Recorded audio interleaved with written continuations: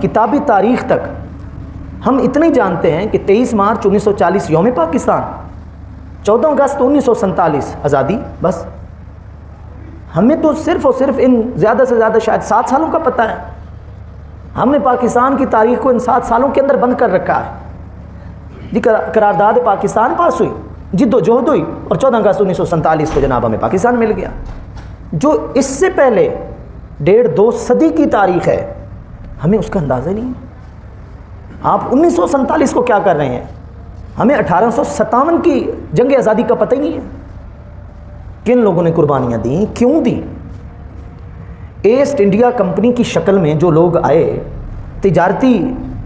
روپ لے کر جو آئے اور پورے برِ صغیر کے اوپر انہوں نے قبضہ کر لیا، کن لوگوں نے ان کی حمایت کی، کن لوگوں نے ان کی مخالفت کی، کن لوگوں نے ان کے ناجائز قبضے کے اوپر فتوے دیے؟ اہل علم کی ان قربانیوں کا نئی نسل کو دور دور تک کوئی علم نہیں ہے، کوئی دلچسپی بھی نہیں ہے کہ یہ سلسلہ شروع کب سے ہوا ہے۔ اس کی نظر میں وہ یوم پاکستان اور جناب آزادی پاکستان، بس یہی کچھ پتہ ہے۔ تو یہ جو ایک قرآن مجید کے اندر اسلام کا 2 ٹوک موقف تھا، ایک بمانگ دہل جس کو بولتے ہیں نا، ایک ڈنکے کی چوٹ پر جو ایک آواز ہوتی ہے، ایک واضح موقف، ایک اٹل ناقابل تردید حقیقت، وہ آپ علیہ الصلوۃ والسلام کو جو اللہ پاک نے تعلیم دی اور اس تعلیم کو پھر عام کرنے کا حکم دیا، تو اس میں یہ بھی الفاظ تھے، اے کافرو سن لو، جس کی تم عبادت کرتے ہو اس کی ہم نہیں کرتے، جس کی ہم کرتے ہیں اس کی تم نہیں کرتے۔ لا اعبد ما تعبدون ولا انتم عابدون ما اعبد۔ اور آخر میں یہ تک واضح طور پر لکیر کھینچ دی گئی کہ لکم دینکم ولی دین، تمہارے پاس تمہارا دین، تمہارا نظریہ، ہمارے پاس ہمارا نظریہ، ہمارا دین۔ تو یہ کوئی محض ایک نعرہ نہیں تھا کہ عارضی طور پر لوگوں کے جذبات کیش کرنے کے لیے، ان کی حمایتوں کو حاصل کرنے کے لیے قرآن پڑھ کر سنایا جاتا تھا، ہجرت مدینہ کی تاریخ دہرائی جاتی تھی، بیانات میں، جلسوں میں جناب مجاہدین اور انصار کے ان کے مہاجرین اور انصار کے قصے سنائے جاتے تھے۔ یہ محض باتیں نہیں تھیں، یہ ایک سوچ تھی، یہ ایک نظریہ تھا، یہ ایمان کی ایک تشریح تھی، ایمان کی ایک وضاحت تھی، جو عام آدمی کو بھی سمجھ آ گئی اور وہ اٹھ کھڑا ہوا۔ ورنہ وہی بات جو میں کہہ گیا ہوں کہ تھوڑا سا تو تصور کریں، جہاں آپ اپنی آل اولاد کے ساتھ رہ رہے ہیں، اپنے خاندان قبیلے کے ساتھ رہ رہے ہیں، اور آپ سکھی ہیں، آپ کو کوئی پریشانی نہیں ہے، تو کیا کوئی بھی باہر سے آئے گا اور ہمیں ایک بات کرے گا اور ہم ہر چیز چھوڑ چھاڑ کے ہم اٹھ کھڑے ہوں گے اور ہم چل پڑیں گے اور ہم ہر چیز کو ہمیشہ کے لیے چھوڑ دیں گے؟ بھائی ان لوگوں سے پوچھیں، ان برادریوں سے پوچھیں، ان قوموں سے پوچھیں جن کے آباء و اجداد بچھڑے، بہن بھائی بچھڑے اور آج تک نہ مل سکے، آج تک نہ مل سکے، بس وہ ایک جوانی کو یاد کرتے ہیں کہ ہمارا کوئی بھائی بھی تھا، ہماری بہن بھی تھی، ہمارے ماں باپ بھی تھے۔ تو زندہ مثالیں ابھی آپ کو سننے کو مل جائیں گی۔ تو یہ دین کا درد تھا، دین کی محبت تھی، کلمہ طیبہ کا رشتہ تھا جو اتنی بڑی قربانی ہو۔ اور یہی چیز آج سمجھنے کی ہے کہ وہ 2 قومی نظریہ جس نے ہمارے آباء و اجداد سے اپنی ریاستوں کو، اپنی سرزمین کو چھڑوایا، تو وہ 2 قومی نظریہ آج ہمیں کتنا عزیز ہے۔ وہ مذہب، وہ دین، وہ سچائی، وہ ایمان جس کی بنیاد پر ہمارے آباء و اجداد نے برِ صغیر کے اس خطے کو ہمیشہ کے لیے الوداع کیا، اور یہاں کا تو ان کو پتہ ہی نہیں تھا کہ ہمیں کھانے کو کیا ملے گا، رہنے کو کون سی جگہ ملے گی، لیکن پھر بھی توکل اللہ کا دم بھرتے ہوئے وہ چل پڑے۔ آج ان کی نسلوں کو اس نظریے کا پتہ بھی ہے، یہ نہیں ہے، کچھ پتہ نہیں ہے بھائی۔ اور یہ بات 2 سے 4 جملے ہیں، میری بات کو ذرا دھیان سے سنیں۔ دین کی خاطر زمین کے کسی بھی حصے کو چھوڑا جا سکتا ہے۔ یا عبادی الذین آمنوا ان ارضی واسعۃ فایایا فاعبدون، اے میرے بندو میری زمین وسیع ہے، ایک جگہ اگر تم مطمئن ہو کر میرے فرائض ادا نہیں کر سکتے، ہجرت کر جاؤ، کسی اور جگہ چلے جاؤ جہاں تم پرسکون ہو کر میرے احکام پر عمل کر سکو، میری عبادت کر سکو۔ تو زمین کے کسی بھی حصے کو دین کی خاطر چھوڑا جا سکتا ہے، لیکن زمین کے کسی حصے کی خاطر دین کو نہیں چھوڑا جا سکتا۔ اور یہی ثبوت ہمارے بزرگوں نے دیا، ہمارے اسلاف نے دیا کہ آباء و اجداد اور پرسکون رہائش گاہیں کلمہ طیبہ کی سربلندی کے لیے سب کچھ چھوڑا جا سکتا ہے، لیکن ان آسائشوں کے لیے، کوٹھیوں اور بنگلوں کے لیے کلمہ طیبہ کو نہیں چھوڑا جا سکتا۔ ان لوگوں نے یہی ثبوت دیا، ہر چیز کو انہوں نے خیر آباد کا، ہر چیز کو، اور ایک حسن ظن کے اوپر کہ اللہ ہماری قربانی کو قبول کرے گا، ہمیں اجر دے گا۔ ہمیں چند روزہ زندگی میں سکون نہیں بھی ملے گا تو کم سے کم ہماری نسلوں کو تو اس آزمائش کا سامنا نہیں کرنا پڑے گا نا کہ عبادت نہ کرنے دی جائے، خدا کے حکم پر عمل نہ کرنے دیا جائے۔ انہوں نے یہ سوچا کہ دین پر عمل کرنے کے لیے ہمیں ایک آزاد ریاست چاہیے، اور یہ ساری باتیں آن دی ریکارڈ ہے، پورے ثبوت کے ساتھ موجود ہیں آج تک کہ قائد اعظم محمد علی جناح صاحب نے جگہ جگہ یہی درس دیا کہ ہم ان سے مختلف اگر ہیں، مسلمان اگر ہندو سے اگر مختلف ہے تو اس کی وجہ کوئی رنگ اور نسل نہیں ہے، اس کی سب سے بڑی وجہ ہمارا دین ہے، ہمارا اپنا کلچر ہے، ہماری اپنی ثقافت ہے، ہمارا اپنا ایک رنگ ڈھنگ ہے، ہمارے اپنے ایک اصول ہیں جو دین کے بخشے ہوئے ہیں، ہم ان پر کمپرومائز نہیں کر سکتے، سمجھوتا نہیں کر سکتے، ہم ان کا سودا نہیں کر سکتے۔ اور یہ جذبات دلوں میں بیدار کیا گیا، اور بات ہزاروں لاکھوں کی نہیں، کروڑوں لوگ بے گھر ہوئے، اور بات سینکڑوں ہزاروں کی نہیں، لاکھوں لوگ شہید ہوئے، ہزاروں جوان بچیوں کی عصمت لوٹی گئی ہے، اور ہزاروں بچیوں نے اپنی عصمت کے تحفظ کے لیے اپنی جانیں ختم کر دی کہ ہماری عزت پر کوئی ہاتھ نہ ڈالے۔ یہ ایک دردناک داستان ہے، اور وطن عزیز ملک پاکستان کی محبت اس وقت تک دلوں میں جاگ ہی نہیں سکتی جب تک اس کا یہ پس منظر ہمارے سامنے نہ ہو کہ یہ کوئی محض ایک ٹکڑا نہیں تھا کہ بارڈر بنا دیے گئے کہ تم یہاں رہو اور وہ لوگ وہاں رہے، نہیں رہے۔ اس ٹکڑے کے لیے قربانیاں دی ہیں، ہم سے زیادہ نازک مزاج لوگوں نے قربانیاں دی ہیں، ہم سے زیادہ خوبصورت لوگوں نے قربانیاں دی ہیں، ناز و انداز سے پلے ہوئے لوگوں نے ایک بہت بڑے مشن کی خاطر اپنے آپ کو قربان کیا ہے اور اپنے جدادوں کو قربان کیا ہے۔ آپ تاریخ پڑھیں جناب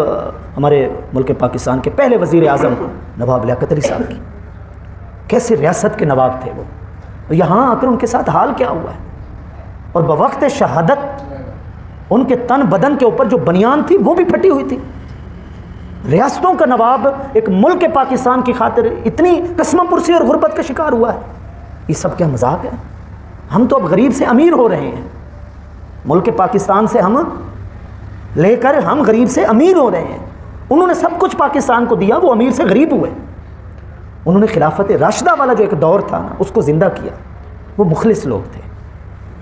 تو کہنے کا مقصد یہ ہے کہ اگر وہ دین ہی ہمارے پاس نہیں ہے جس کے باعث یہ قربانیاں ہوئیں اور یہ وطن ہم نے حاصل کیا، وہ دو قومی نظریہ کی دولت ہی اگر ہمارے پاس نہیں ہے، وہ ملک و ملت کے ساتھ ساتھ امت کیا ہے، دین اسلام کیا ہے، اگر یہ شعور ہی ہمارے پاس نہیں ہے، ہم نے وطن کی مٹی سے محبت کیا کرنی، ہمیں کیا پتہ؟ اس کے پیچھے صرف جذبات ہیں، کوئی حقیقت نہیں ہے۔ پھر علامہ اقبال صاحب نے اصل مقصد کی طرف ہمیں متوجہ کیا کہ بازو تیرا توحید کی قوت سے قوی ہے، اسلام تیرا دیس ہے، تو مصطفی ہے۔ ہم حضور کے غلام ہیں بھائی، یہ غلامان رسول ہی نے وطن پاکستان بنایا۔ آپ یہ بحث چھوڑ دیں، آپ یہ سوچ چھوڑ دیں کہ کسی کو یہ کہا گیا تھا کہ جناب تیری یہاں پر 4 ایکڑ زمین ہے تو تجھے 40 ایکڑ ملے گی، آ جا سرزمین ہند کو چھوڑ اور ادھر آپ پاکستان بنا رہے ہیں ہم لوگ، تو وہ چل پڑا ہو رقبوں کے لالچ میں۔ یہ باتیں ختم کر دیں۔ وہ امیر تھے، غریب تھے، کچھ بھی تھے،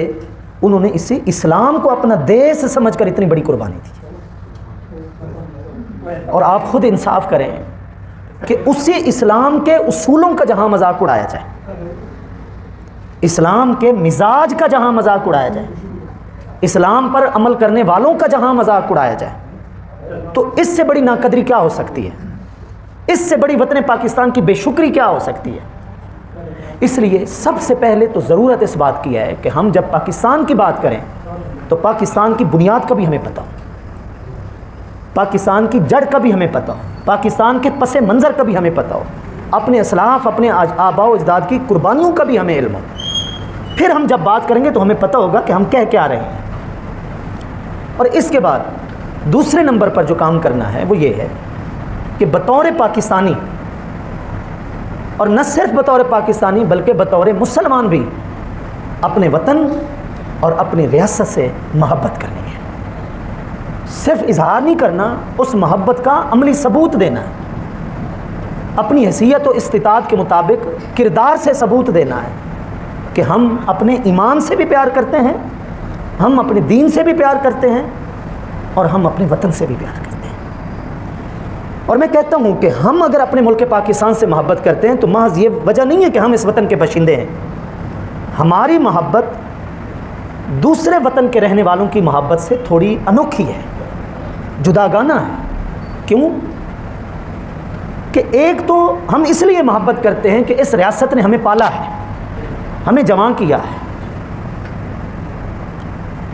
اس نظریے سے ہر وطن کا باشندہ اپنے وطن سے پیار کرتا ہے،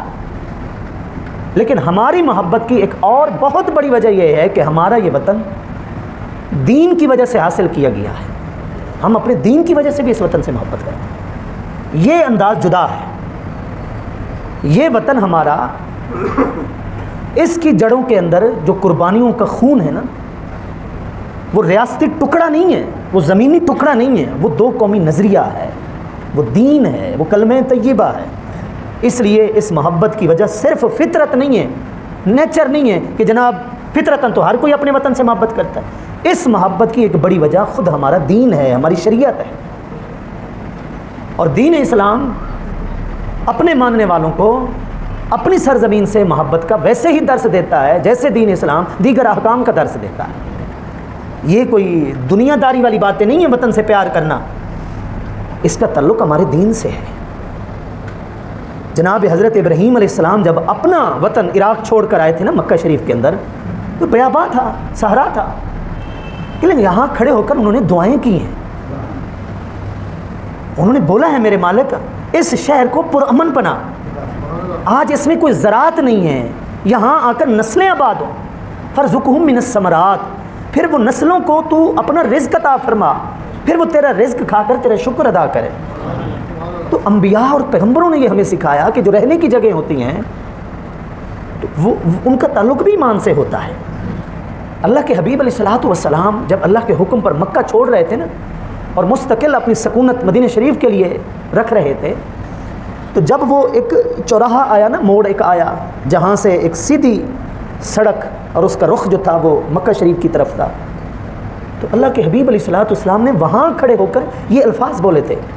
کہ لولا ان قومی اخرجونی من کی ما سکنت غیرک، کہ اگر میری قوم مجھے مجبور نہ کرتی تو اے مکہ میں تیرے سوا کسی اور جگہ اپنی رہائش نہ رکھتا، لیکن دین کی وجہ سے چونکہ اللہ پاک کا حکم آ گیا تھا کہ اس دین کو حقیقی نصرت اور حمیت مدینہ شریف سے ملنی ہے، تو آپ علیہ الصلوۃ والسلام نے اپنے جد امجد جناب حضرت ابراہیم علیہ السلام کا شہر چھوڑا، اپنے آبا و اجداد بنو ہاشم، عرب، قریش، ان سب کا وطن چھوڑا دین کی خاطر۔ تو وہ جملہ اس لیے میں نے بولا ہے کہ دین کی خاطر زمینوں کو چھوڑا جاتا ہے، زمینوں کی خاطر دین کو نہیں چھوڑا جاتا۔ تو اس ہجرت کے بعد بھی اگر بر صغیر کے اس سرزمین ہند والے ٹکڑے کو اگر کسی نے چھوڑا ہے، اور اس ہجرت مدینہ کے بعد سب سے بڑی کوئی ہجرت ایک خاص نظریے کے تحت ہوئی ہے، تو وہ یہی ملک پاکستان ہے، وہ ہمارا وطن ہے۔ آج یہ باتیں ایک نیشنل اجلاس میں، قومی اجلاس میں، قومی اسمبلی میں ایک جذباتی انداز میں کر کے ہم سمجھتے ہیں کہ شاید ہم اپنا فرض ادا کر چکے ہیں، نہیں، یہ حقیقت ہے جس کا احساس ہر وقت ہمارے دل میں ہونا چاہیے۔ اس وطن کی محبت کسی کی مخالفت میں نہیں ہے، کسی کو دکھانے کے لیے نہیں ہے، یہ ایمان کا ایک مسئلہ ہے اور ہم نے اس کو ایمان ہی کا حصہ سمجھنا ہے۔ حب الوطن من الایمان، اگرچہ یہ مشہور ہمارے ہاں یہی ہے کہ یہ حدیث ہے اور آپ علیہ السلام کا فرمان ہے، کتابوں میں بھی لکھا ہوا ہوتا ہے، اسکول کے در و دیوار پر بھی لکھا ہوا ہوتا ہے، لیکن حقیقت اور تحقیق یہ ہے کہ یہ حدیث نہیں ہے، بزرگوں کا قول ہے، اور بزرگوں کا جو قول ہوتا ہے نا وہ بھی دین کے اصولوں کے مطابق ہے کہ وطن کی جو محبت ہے وہ ایمان کا حصہ ہے، وہ ایمان سے کوئی جدا چیز نہیں ہے۔ اللہ کے محبوب علیہ الصلوۃ والسلام کو محبوب چیزیں جو تھیں جب وہ فہرست سامنے آتی ہے نا کہ آپ صلی اللہ علیہ وسلم کس کس چیز سے پیار کرتے تھے، تو اس میں کان رسول اللہ صلی اللہ تعالی علیہ وآلہ وسلم یحب جبل احد، مدینہ شریف کا مشہور پہاڑ جبل احد کا بھی ذکر آتا ہے، ویحب وطنہ ویحب الانصار، آپ اپنی قوم سے بھی پیار کرتے تھے، آپ اپنے وطن مدینہ شریف سے بھی پیار کرتے تھے۔ اور صحابہ کرام فرماتے ہیں کہ جب آپ صلی اللہ علیہ وسلم کسی سفر سے واپس آتے تھے مدینہ شریف کی طرف، فلما نظر الی جدرات المدینہ، جب مدینہ کے در و دیوار سرکار کو نظر آتے تھے نا، تو اودع راحلتہ، اپنی سواری کو تیز کر دیا کرتے تھے، اور اگر کسی جانور پر ہوتے تھے تو حرکہا بحبہا، مدینہ شریف کی محبت کی وجہ سے اس کو اور حرکت دیتے تھے کہ تو جلد سے جلد مجھے میرے وطن تک پہنچا، یہ اس محبت کی وجہ سے ہوتا ہے۔ تو آپ علیہ الصلوۃ والسلام کی یہ دینی محبت اپنے وطن سے یہ بتا رہی ہے کہ یہ جو اپنی سرزمین سے اپنی مٹی سے محبت ہوتی ہے، یہ کوئی جذباتی نعرے نہیں ہیں، یہ ایمانی حقیقت ہے، یہ دین کی تعلیم ہے۔ تو اس لیے بطور مسلمان اور بطور پاکستانی شہری ہمیں اپنے وطن سے محبت کرنی چاہیے۔ بہت سارے مواقع ہوتے ہیں، بہت ساری باتیں کی جا سکتی ہیں، یہ بات بھی قابل غور ہے، ہمیشہ دونوں پہلوؤں کو سامنے رکھا جاتا ہے تو بات اور زیادہ سمجھ آتی ہے۔ ایک اور بھی ریاست ہے جو اسلام مخالف ریاست ہے،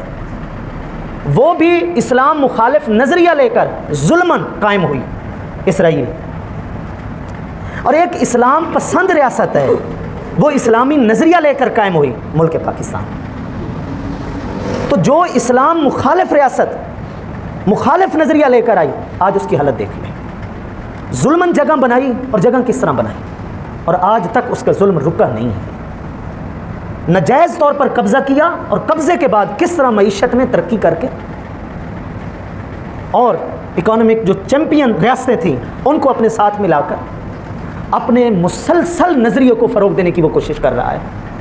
اور اس کے نظریے کے اندر سب سے اہم ٹارگٹ مسجد اقصیٰ پر قبضہ ہے، اور وہ اس کے لیے دیکھ لیں مسلسل کیا کچھ کر رہا ہے، وہ خلاف انسانیت جو کچھ بھی اس سے ہو رہا ہے وہ کر رہا ہے۔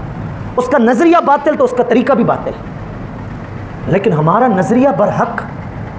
ہمارا نظریہ سچا۔ لیکن ان 78-79 برسوں میں ہم بھی تو سوچیں کہ ہم نے اپنے نظریے کے فروغ کے لیے کیا کیا ہے۔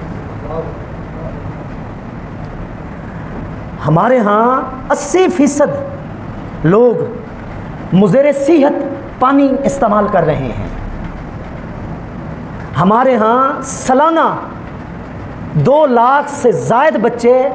ادویات نہ ملنے کے باعث اور بر وقت علاج معالجہ نہ ہونے کے باعث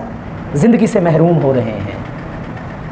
ہمارے ہاں 60% لوگ غذائی اقلیت کا شکار ہیں، ہمارے ہاں کروڑوں بچے ایک اچھی تعلیم سے محروم ہیں۔ جو قیمتی چیزیں ہوتی ہیں نا ان میں امن و امان ہوتا ہے، اس میں بھی ہماری حالت سامنے ہے، اس کے اندر عدل و انصاف ہوتا ہے، وہ حالت بھی ہمارے سامنے ہے،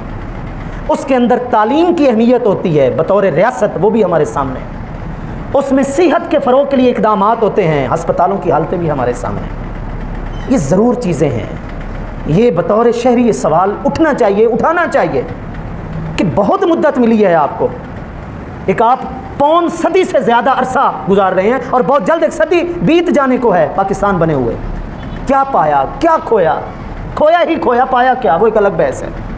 لیکن میں پھر بھی کہہ رہا ہوں، عربی میں کہتے ہیں لِكُلِّ مَقَالٍ مَقَامٌ، ہر گفتگو کا ایک محل ہوتا ہے۔ ہم ہر جگہ تنقید کرتے ہیں، 4 دن ہمارے کہیں بھی لگ جائیں نا، کسی باہر ملک میں چلے جائیں تو واپسی پہ خیر نہیں ہے پاکستان کی، پہ اصلاح طلب، سب کچھ اصلاح طلب ہے، میں مانتا ہوں، لیکن ایک موقع ہوتا ہے ساتھ کھڑے ہونے کا، ایک موقع ہوتا ہے حوصلہ بڑھانے کا۔ اس وقت جن حالات کا ہم سامنا کر رہے ہیں، یہ موقع سوشل میڈیا پر گفتگو میں تنقید کرنے کا نہیں ہے، اپنی ریاست اور ریاست کی محافظ پاک فوج، اس کے حوصلہ بڑھانے کا وقت ہے۔ چلیں ان کے وہ لوگ جو اسٹیبلشمنٹ کے طور پر ریاست میں براہ راست مداخلت کرتے ہیں، ہم اس بحث میں نہیں جانتے، نہ ہمیں اتنی معلومات، لیکن وہ سادہ لوگ جو بارڈر کے اوپر کھڑے ہو کر جان ہتھیلی پہ رکھ کر ہمارے وطن اور ہمارے مال و جان کی حفاظت کے لیے دن رات ایک کیے کھڑے ہیں، اور خصوصاً ان حالات میں، وہ ویسے بھی لیکن ان حالات میں خاص طور پر، کیا ہمارے دلوں میں ان کے لیے ہمدردی نہیں ہونی چاہیے؟ ہاں یہ حقیقت ہے،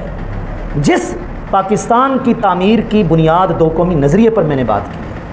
اس کا زندہ ثبوت دیکھنا ہے تو 65 اور 71 کے حالات کو دیکھ لیں۔ 1965 کی جنگ، اس میں خالص دو قومی نظریے کا ایک جذبہ زندہ تھا ایوب کے دور میں، اس کا رزلٹ بھی کچھ اور آیا تھا، لیکن 1971 میں جب ہماری ہی فوج نے ہتھیار ڈالے تھے، اس کے پیچھے دو قومی نظریہ نہیں تھا، لالچ تھا اقتدار کا، جس طرف سے بھی تھا۔ نقصان کیا ہوا؟ ہمارا بازو کٹا، مشرقی پاکستان جس کو آج بنگلہ دیش کہتے ہیں وہ جدا ہوا۔ یہ زندہ مثال ہمارے سامنے ہے کہ جب تک تم اللہ کے محبوب کے دین کو اہمیت دیتے رہو گے اور اسی قومی نظریے پر رہو گے جس پر تم نے اس ٹکڑے کو حاصل کیا تھا، تو رب کی رحمت اور نصرت بھی شامل رہے گی۔ اور جب تمہارے اندر لالچ پیدا ہوگا، میں پیدا ہوگی، گھمنڈ پیدا ہوگا، مقابلہ پیدا ہوگا جو آج ہے، تو پھر نقصان تو ہوگا، فائدہ پھر تمہارے ہاتھ میں نہیں۔ بہرحال اللہ پاک ان حالات میں ہمارے وطن کی سرحدوں کی حفاظت فرمائے، اور پچھلے دنوں اس کشیدگی میں جو لوگ شہید ہوئے ہیں، اللہ پاک ان کی درجات بلند کریں، ورثاء کو صبر دے، ہمارے وطن کو بھی اللہ پاک زندہ و تابندہ رکھے، ہمارے وطن کے محافظین کی بھی اللہ پاک حفاظت فرمائے۔ خدا کرے کہ میری عرض پاک پر اترے وہ فصل گل جسے اندیشہ زوال نہ ہو۔ وما علیہ